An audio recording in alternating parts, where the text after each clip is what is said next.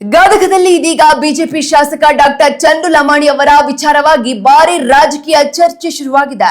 ಶಾಸಕರ ಕಾರು ಚಾಲಕ ಸುನಿಲ್ ಅವರ ಆತ್ಮಹತ್ಯೆ ಪ್ರಕರಣವನ್ನೇ ಅಸ್ತ್ರವನ್ನಾಗಿ ಮಾಡಿಕೊಂಡು ತಮ್ಮದೇ ಪಕ್ಷದ ಕೆಲವರು ಮತ್ತು ಕಾಂಗ್ರೆಸ್ ನಾಯಕರು ಸೇರಿ ಶಾಸಕರನ್ನ ರಾಜಕೀಯವಾಗಿ ಮುಗಿಸಲು ಪ್ಲಾನ್ ಮಾಡುತ್ತಿದ್ದಾರೆ ಎಂದು ಬಿಜೆಪಿ ಜಿಲ್ಲಾ ಪ್ರಧಾನ ಕಾರ್ಯದರ್ಶಿ ಪಕ್ಕಿರೇಶ ರಟ್ಟಿಹಳ್ಳಿ ಗಂಭೀರ ಆರೋಪವನ್ನ ಮಾಡಿದ್ದಾರೆ.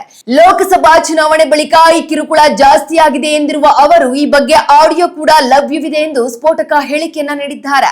ಪಕ್ಷದಲ್ಲಿದ್ದುಕೊಂಡೇ ಶಾಸಕರ ವಿರುದ್ಧ ಷಡ್ಯಂತ್ರ ನಡೆಸುತ್ತಿರುವವರ ವಿರುದ್ಧ ಪಕ್ಕಿರೇಶ ರಟ್ಟಿಹಳ್ಳಿ ಗುಡುಗಿದ್ದು ಇದು ಗದಗ ಬಿಜೆಪಿ ಪಾಳಯದಲ್ಲಿ ತೀವ್ರ ಸಂಚಲನ ಮೂಡಿಸಿದೆ.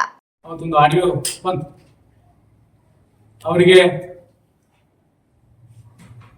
ಅವ್ರನ್ನ ನಮ್ಮ ಪಕ್ಷದಲ್ಲಿ ಇದ್ದುಕೊಂಡು ಡಾಕ್ಟರ್ ಚಂದ್ರು ಲಮಾಣಿ ಅವ್ರನ್ನ ಮುಗಿಸ್ಬೇಕು ಅಂತ ಹೇಳಿ ಅವತ್ತು ಆಡಿಯೋ ಬಂತು, ಒಂದು ಸಂಭಾಷಣೆ. ಅವತ್ತಿಂದ ಪ್ರಾರಂಭ ಆಗಿದ್ದು ಒಂದು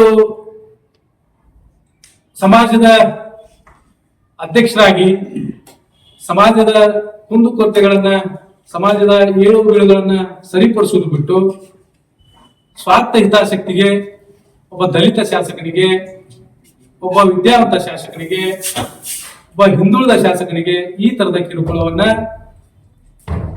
ಇವತ್ತು ಲಕ್ಷ್ಮೇಶ್ವರದಲ್ಲಿ ಶಿರಟ್ಟಿ ವಿಧಾನಸಭಾ ಕ್ಷೇತ್ರದಲ್ಲಿ ಮಾಡ್ತಿದ್ದು ಕಂಡು ಬಂದಿದೆ. ಅದೆಲ್ಲ ಜಗತ್ತಿನ ಆಗಿದೆ. ಇವತ್ತ ನಮಗ್ ಗೊತ್ತಿರುವಂಗ ಇದರಲ್ಲಿ ಕಾಂಗ್ರೆಸ್ನ ಪೂರ್ಣ ಬೆಂಬಲ ಏನಿವತ್ತು ನಮ್ಮ ಪಕ್ಷದ ಕಾರ್ಯಕರ್ತರು ಅಂತ ಹೇಳ್ಕೊಂಡು ಅಡ್ಡಾಡ್ತಾರ. ಶ್ರೀಯುತ ಚಂದ್ರು ಮಂಜು ಮಾಗಡಿ